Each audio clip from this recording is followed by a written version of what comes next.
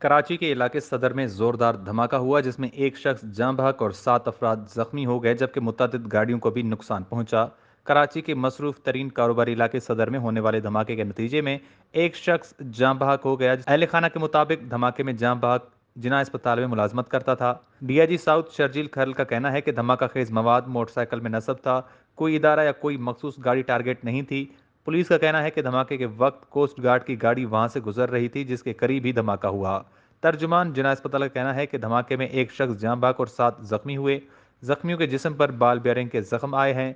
कराची के इलाके सदर में धमाके के नतीजे में जख्मी होने वालों के नाम सामने आ गए। पुलिस के मुताबिक धमाका मुर्शिद बाजार के करीब बेकरी और होटल के बाहर हुआ जहां रात के इस पहर काफी चहल पहल होती है। धमाके से करीबी होटलों और रिहायशी इमारतों के शीशे टूट गए। कराची में सदर बम धमाके की तहकीकात जारी हैं। तहकीकाती इदारों के मुताबिक धमाके में 2.5 किलो बारूदी मवाद इस्तेमाल किया गया और देसी तौर पर आईएडी को तैयार किया गया। इब्तदाई रिपोर्ट के मुताबिक धमाके में इस्तेमाल होने वाली मोटरसाइकिल के कैरियर पर धमाका खेज मवाद नस्ब किया गया था।